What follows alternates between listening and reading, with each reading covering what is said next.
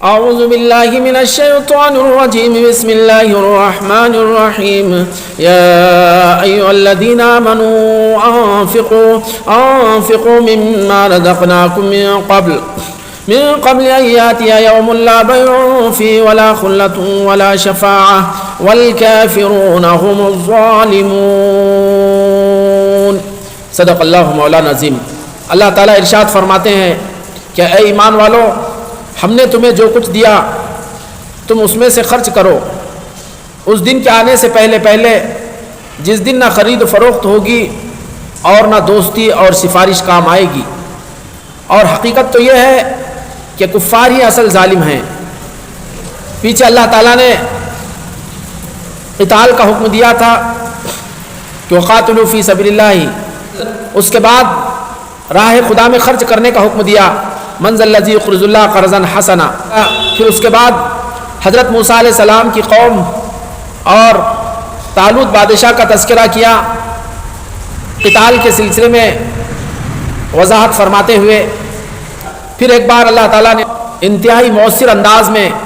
راہ خدا میں خرچ کرنے کی ترغیب اور تلقین فرمائی۔ انسان کے لیے دو چیزیں بڑی مشکل ہوتی ہے، ایک راہ خدا میں اپنی جان کو نچھاور کرنا اور دوسرے اللہ کی راہ میں مال خرچ کرنا۔ تو اللہ تعالیٰ نے یہ بار بار دونوں کی طرف توجہ فرمائی ہے۔ اس آیت میں جو انفاق کا حکم ہے، اس سے فرض زکوٰۃ مراد ہے یا پھر تمام ہی صدقات جس میں زکوٰۃ اور دیگر جو مستحب اور مندوب صدقات ہے وہ تمام اس سے مراد ہے؟ تو اس سلسلے میں دو طرح کے اقوال آئے ہیں۔ حسن بصری رحمۃ اللہ علیہ نے کہا اس آیت میں زکوٰۃ کے ادا کرنے کا حکم آیا ہے، کیونکہ جو لوگ راہ خدا میں خرچ کرتے ہیں ان کو قیامت کے دن اس کا اجر اور ثواب ملے گا، اس کا وعدہ ہے۔ اور جو اس معاملے میں جو پیچھے رہنے والے ہیں انہیں قیامت کے دن کی دھمکی دی گئی۔ تو اس میں وعد اور وعید دونوں طرح کی باتیں ہیں، اس لیے حسن بصری رحمۃ اللہ علیہ نے کہا کہ یہاں پر انفاق سے مراد زکوٰۃ ہے، کیونکہ کہا من قبل ان یاتی یوم لا بیع فیہ ولا خلۃ ولا شفاعہ، اور اس طرح کی وعد اور وعید جو فرض زکوٰۃ کے سلسلے میں ہو سکتی ہے۔ جبکہ اکثر حضرات کا کہنا یہ ہے کہ یہاں پر انفاق سے تمام ہی طرح کے صدقات مراد ہے، جس میں زکوٰۃ بھی ہے، صدقہ فطر بھی ہے، اور دیگر جو مستحب اور مندوب جو صدقات ہے وہ بھی اس میں شامل ہے۔ اور یہاں پر کوئی وعد اور وعید نہیں ہے، بلکہ انسان کو اصل متنبہ کیا گیا ہے کہ کہیں ایسا نہ ہو کہ یہ دنیا کی زندگی جس میں تم جی رہے ہو تمہارے ہاتھ سے نکل جائے اور تم آخرت میں پہنچ جاؤ اور پھر وہاں پر تم خالی ہاتھ ہو۔ راہ خدا میں انفاق کی ترغیب اور تلقین کی گئی ہے، جیسا کہ اور قرآن پاک میں جا بجا اس کا تذکرہ ہے۔ اور ساتھ ہی ساتھ اس آیت کریمہ میں یہ بھی یاد دلایا گیا کہ انسان جب تک دنیا میں ہے اپنے اہل و عیال، اپنے عزیز و اقارب، اپنے دوست و احباب، اپنے ملنے ملانے والوں اور اپنے ہمدرد اور بہی خواہوں کے ساتھ رہتا ہے اور یہاں پر ایک ساتھ زندگی گزارتا ہے۔ لیکن جب انسان یہاں سے چلے جائے گا اور آخرت کے دنیا میں پہنچے گا تو وہاں پر وہ اکیلا اور خالی ہاتھ آئے گا، جیسا کہ قرآن پاک میں دوسری جگہ کہا گیا کہ وَلَقَدْ جِئْتُمُونَا فُرَادَىٰ كَمَا خَلَقْنَاكُمْ أَوَّلَ مَرَّةٍ۔ اللہ تعالیٰ فرماتے ہیں کہ جیسے ہم نے تم کو پہلی مرتبہ پیدا کیا تھا ویسے آج تم ہمارے پاس تنہے تنہا اور اکیلے اکیلے آ گئے ہو۔ وَتَرَكْتُم مَّا خَوَّلْنَاكُمْ وَرَاءَ ظُهُورِكُمْ، اور ہم نے تمہیں جو دنیا میں عزیز و اقارب، رشتہ دار و احباب اور جو مال و دولت اور دنیا میں جو کچھ سرمایہ اور جو کچھ عطا کیا تھا وہ تم سب کچھ اپنے پیچھے چھوڑ آئے ہو۔ تو انسان کو گویا یاد دلایا جا رہا ہے کہ یہاں پر جو کچھ اس کے پاس ہے، یہ مال و دولت، جو بھی سرمایہ ہے، بہرحال یہ انسان جب تک زندگی ہے، اس کی حیات ہے، تب تک اس کے ساتھ ہے۔ جیسا ہی وہ اس دنیا سے نکل گیا یہ تمام کے تمام یہیں پر چھوٹ جائے گا اور یہیں پر رہ جائے گا۔ اسی مضمون کو نبی پاک علیہ الصلاۃ والسلام نے اپنے ارشاد مبارک میں اس طرح فرمایا کہ یقول ابن آدم مالی مالی وحلک من مالک یا ابن آدم الا ما اکلت فافنیت او لبست فابلیت او تصدقت فامزیت۔ آدم کا بیٹا کہتا ہے کہ میرا مال میرا مال۔ اے آدم کے بیٹے، تیرے مال میں سے تیرا مال صرف وہی ہے جو تو نے کھا لیا اور ختم کر دیا، یا پہن لیا اور بوسیدہ کر دیا، یا صدقہ کر دیا اور آگے چلتا کر دیا، باقی جو بچا رہا وہ سب دوسروں کا ہونے والا ہوتا ہے۔ انسان کتنا ہی مال کما لے اور پوری دنیا کا چاہے وہ مالک ہو جائے، جیسے اس کی روح نکل جائیں گی وہ یکے وہ تنہا یہاں سے چل دے گا۔ کسی شاعر نے اسی کی ترجمانی کی ہے، اجڑ گئے وہ باغ جن کے ہزاروں مالی تھے، اجڑ گئے وہ باغ جن کے ہزاروں مالی تھے، جب گیا سکندر دنیا سے تو دونوں ہاتھ خالی تھے، جب گیا سکندر دنیا سے تو دونوں ہاتھ خالی تھے۔ سکندر نے جیسا کہ کہا جاتا ہے کہ پوری دنیا کو فتح کیا، لیکن جب دنیا سے گیا تو اپنے ہاتھ باہر نکال کے رکھا تاکہ لوگوں کو معلوم ہو کہ سکندر اعظم جیسا انسان بھی جس نے دنیا کو فتح کیا اور دنیا کے خزانے جمع کیا، وہ بھی جب دنیا سے رخصت ہوا تو خالی ہاتھ یہاں سے چل دیا۔ تو اس لیے اللہ تعالیٰ نے بطور خاص یاد دلایا کہ وَأَنفِقُوا مِمَّا رَزَقْنَاكُمْ، کہ ہم نے جو کچھ تمہیں عطا کیا ہے اس میں سے خرچ کرو۔ اس آیت کریمہ جو اللہ تعالیٰ نے مال دیا اور جو اس کو دھن دولت عطا کی اس میں سے خرچ کرنے کا حکم ہے، لیکن اس کے علاوہ ظاہر ہے کہ اللہ نے جو دیا ہے اس میں سے خرچ کرو۔ تو اللہ نے ایک تو مال و دولت دی ہے، دوسرے اللہ تعالیٰ نے انسان کو صلاحیتیں دی ہیں، اللہ نے اس کو وقت دیا ہے، اللہ نے اس کو جوانی دی ہے، اللہ نے اس کو دل دماغ دیا ہے، اللہ نے اس کو کیسی صلاحیتیں عطا فرمائی ہیں۔ ہم ان صلاحیتوں کو محدود نہیں کر سکتے، اس قدر یہ صلاحیتوں کے الگ الگ اس کی صورتیں اور شکلیں ہیں۔ انفقوا مما رزقناکم یہ مطلق رکھا ہے، یہ نہیں کہا کہ انفقوا مما رزقناکم من الاموال کہ ہم نے تمہیں جو مال دیا اس میں سے خرچ کرو، صرف یہ نہیں کہا، بلکہ کہا کہ انفقوا مما رزقناکم کہ ہم نے جو تمہیں دیا ہے اس میں سے خرچ کرو۔ اول والا میں تو اس سے مال ہی مراد لیا جائے گا، لیکن اللہ نے جو بھی صلاحیتیں دی ہیں خدا میں لگا دو، دین کے لیے لگا دو، اللہ کی عبادت اور بندگی کے لیے لگا دو، انسانیت کی خدمت کے لیے لگا دو، دعوت اللہ کے لیے لگا دو، اللہ کی راہ میں جہاد اور مجاہدہ کرنے کے لیے لگا دو۔ اور پھر فرمایا کہ من قبل یاتی یوم، اس دن کے آنے سے پہلے لا بیع فیہ، کہ جس دن خرید و فروخت نہیں ہوگی۔ علامہ فخر الدین رازی نے لا بیع سے مراد کہ لا فدیۃ، کہ اس دن کوئی وہاں پر فدیہ نہیں لیا جائے گا۔ دنیا میں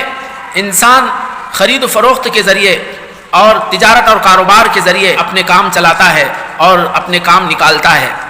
ہزاروں چیزیں جو اس کے پاس نہیں ہوتی ہے وہ خرید کر اس کو اپنے کام میں لاتا ہے اور اس سے اپنا کام چلاتا ہے، جو اپنے پاس زائد ہوتی ہے وہ دوسروں کو بیچ دیتا ہے۔ تو یہاں پر دنیا میں اللہ تعالیٰ نے خرید و فروخت کے ذریعے سے انسان کی جو ضرورتیں ہیں اکثر و بیشتر پوری ہو جاتی ہے۔ تو اللہ نے سب سے پہلے کہا کہ من قبل یاتی یوم لا بیع فیہ، کہ وہ دن آنے سے پہلے جس میں خرید و فروخت کا نام و نشان نہیں ہوگا۔ اس نے فرمایا کہ ولا خلۃ، کہ وہاں دوستانہ بھی کام نہیں آئے گا۔ دنیا میں بہت سارے کام دوستانے کی بنیاد پر، تعلقات کی بنیاد پر اور جان پہچان کی بنیاد پر یہ کام دنیا میں چلائے جاتے ہیں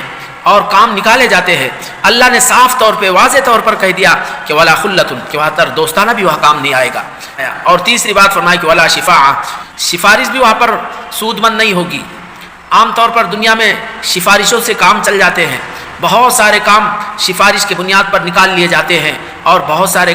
رکے ہوئے کام سفارش کی بنیاد پر اس کو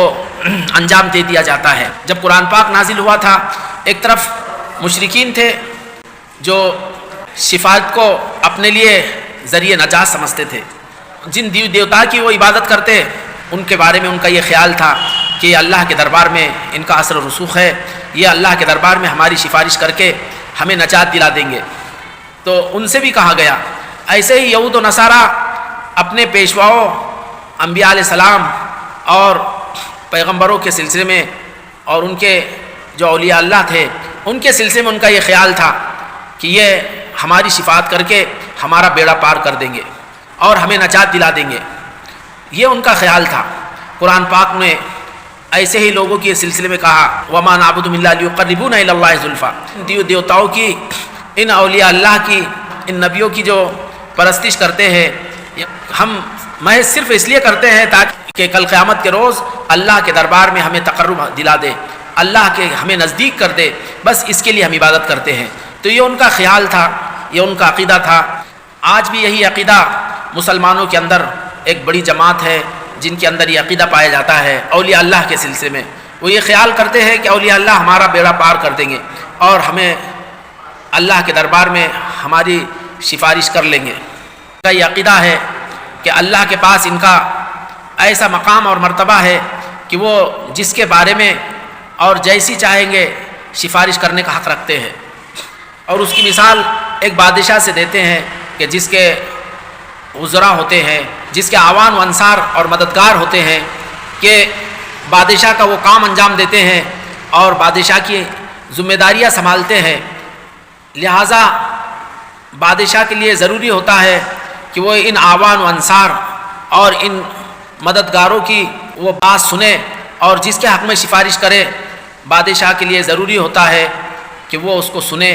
اور اس کو قبول کرے، چاہے وہ اس پر راضی ہو یا نہ ہو، کیونکہ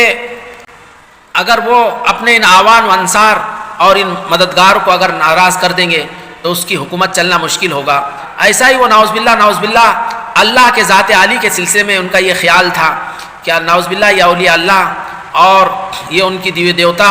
اللہ کے دربار میں ایسا اثر و رسوخ رکھتے ہیں کہ وہ جس کی چاہے گے اور جس طرح چاہے گے سفارش کر دیں گے، اور ان کی سفارش کا قبول کرنا اللہ کے لیے نعوذ باللہ ضروری ہے، یہ ان کا خیال تھا۔ لیکن وہ یہ بھول جاتے، قرآن پاک میں صاف صاف کہا کہ وَلَا يَشْفَعُونَ إِلَّا مَنْ أَذِنَ لَهُ الرَّحْمَنُ، کہ رحمان جن کو اجازت دے گا وہی سفارش کر سکے گا، جس چیز کے سلسلے میں اللہ اجازت دے گا اسی کے بارے میں سفارش کر سکے گا۔ نعوذ باللہ اللہ کے سامنے پوری کائنات مل کے بھی ایک جراثیم کی حیثیت نہیں رکھتی ہے۔ اللہ کے پاس انبیاء علیہ السلام، صدیقین، شہداء، اولیاء اللہ کا مقام اور مرتبہ ضرور ہوتا ہے، لیکن نعوذ باللہ جیسے ایک بادشاہ کے وزراء اس کے اعوان و انصار اور اس کے حمایتی ہوتے ہیں، اس طرح ان کا مقام ہو، یہ ایسا ہرگز نہیں ہے۔ اس سلسلے میں بیان کیا جا چکا ہے کہ اللہ کے دربار میں جب تک اللہ کی مرضی نہ ہو کوئی کلام کرنے کی بھی طاقت اور تاب نہیں رکھ سکتا۔ حضرت جبرائیل علیہ السلام جیسی ہستی بھی اور حضور پاک علیہ الصلاۃ والسلام جیسے عظیم ہستی بھی جب تک اللہ کی اجازت نہ ہو اللہ کے دربار میں کوئی کلام کرنے اور بات کرنے کی تاب اور طاقت نہیں رکھتا۔ تو خلاصہ یہ ہے کہ اللہ تعالیٰ نے اس آیت میں کہا کہ ولا شفا، کہ وہاں پر شفاعت بھی نہیں ہوگی، یعنی اللہ اگر کسی اجازت نہ دے تو کوئی سفارش کرنے کی بھی طاقت نہیں رکھے گا۔ ہاں اللہ جن کو اجازت دے گا اور جن کے سلسلے میں اجازت دے گا ان کو صرف شفاعت کرنے کا حق ہوگا۔ تو اس طرح اللہ تعالیٰ نے اس آیت میں ایمان والوں کو آخرت کے آنے سے پہلے خواب غفلت سے نکلنے اور چوکنا ہونے اور بیدار ہونے کی طرف توجہ دی کہ اس دنیا کی زندگی کو غنیمت سمجھے اور آخرت کے لیے اعمال کرے۔ سورہ بقرہ میں ابتدا کی آیت گزری واتقوا یوما لا تجزی نفس عن نفس شیئا ولا يقبل منها عدل ولا تنفع شفاعۃ ولا هم ينصرون، وہاں پر بھی تذکرہ کیا جا چکا۔ دنیا میں جو کام چلانے کے جتنے راستے ہوں گے آخرت میں وہ سب مسدود ہو جائیں گے، بند ہو جائیں گے۔ اللہ تعالیٰ نے یہ صاف طور پر کہہ دیا، اور نبی پاک صلی اللہ علیہ وسلم نے بھی اپنی احادیث میں اس کی طرف صاف صاف کہہ دیا ہے کہ یا فاطمہ تو انقذی نفسکی فإنی لا أملك لك من اللہ شیئا، کہ اے فاطمہ اپنے آپ کو بچا لو، میں تمہارے سلسلے میں اللہ کے مقابلے میں کسی چیز کا مالک نہیں ہوں۔ سلیم من مالی ما شئتی، اللہ نے مجھے مال دیا اس میں سے جو چاہو مانگو، لیکن اللہ کے دربار میں تمہارے لیے جب تک اللہ کی اجازت نہیں ہوگی میں تمہارے کسی چیز کا میں مالک نہیں ہوں۔ پھر آگے اللہ فرماتے والکافرون هم الظالمون، کہ کافر لوگ ہی اصل ظالم ہیں۔ کہ کفار اور مشرکین جب جہنم میں داخل ہو جائیں گے تو وہاں کے عذاب سے انہیں کسی طرح کی کوئی خلاصی اور کسی طرح کی کوئی نجات نہیں ملے گی۔ تو بظاہر یوں خیال آتا ہے کہ اعوذ باللہ اللہ نے ان پر ظلم کیا، تو اس پر اللہ تعالیٰ نے کہا کہ والکافرون هم الظالمون، کہ اصل ظالم کافر ٹھہرے، کہ ان پر اللہ نے کوئی ظلم نہیں کیا بلکہ اصل انہوں نے ہی اپنے آپ پر ظلم کیا کہ دنیا میں کفر اور شرک کا راستہ اپنایا اور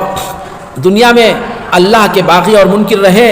اللہ کے ساتھ شریک ٹھہراتے رہے، تو آج اس کا نتیجہ ہے کہ وہ جہنم میں پڑے ہوئے ہیں اور پھر جہنم میں وہ ہمیشہ رہیں گے۔ کہ کافر ہی اصل ظالم ہے، انہوں نے ہی کفر اور شرک کر کے اپنے لیے ہمیشہ کی جہنم اپنے اوپر واجب کر لی، اور انہوں نے ہی اپنے لیے نجات اور خلاصی کے جتنی راہیں ہیں اپنے لیے مسدود کر لی، اپنے لیے بند کر لی۔ تو اللہ نے فرمایا کہ والکافرون هم الظالمون۔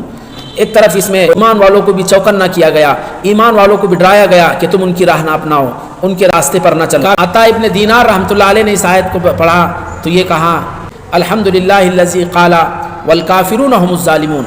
کہ اللہ کا شکر ہے، اللہ ہی کے لیے تعریف ہے کہ اللہ نے یہ بات فرمائی کہ کافر ہی اصل ظالم ہے۔ خدا نہ خواستہ یہ کہہ دیا جاتا کہ والظالمون هم الکافرون، بڑے خوف اور خطرے کی بات تھی۔ ظالم اصل جو ہے وہ کافر ہے۔ اگر اس کے برعکس والظالمون هم الکافرون کہہ دیا جاتا تو پھر اللہ ہماری حفاظت فرمائے کہ اکثر و بیشتر گناہ گار جو ہوتے ہیں ان کا شمار کافروں میں ہو جاتا، کیونکہ ظلم کی شکلیں الگ الگ ہے۔ ظلم کی سب سے بھیانک اور قبیح اور سب سے بری شکل یہ ہے کہ اللہ کے ساتھ شرک کیا جائے، جیسا کہ حضرت لقمان علیہ السلام کا قول ہے ان الشرک لظلم عظیم، کہ شرک جو ہے سب سے بڑا ظلم ہے۔ باقی انسان دنیا میں جو گناہ کرتا ہے وہ بھی ایک طرح کا اپنے آپ پر ظلم کرتا ہے، لیکن اللہ نے والکافرون هم الظالمون کہہ کے کافروں کو اصل ظالم ٹھہرایا، یعنی دیگر گناہ کرنے والے اگرچہ وہ بھی ایک طرح کا ظلم کرتے ہیں لیکن وہ گویا کہ اس سے نکل گئے، وہ یہ کہنا مقصد ہے۔ اللہ سے ہم دعا کرتے ہیں کہ اللہ تعالی ہمیں اس دن کے آنے سے پہلے اس دن کی تیاری کرنے کی اللہ توفیق نصیب فرمائے، اور دنیا کے دھوکے سے اللہ ہماری بھی اور امت کی بھی اللہ حفاظت فرمائے۔ آمین۔ وآخر دعوانا الحمدللہ۔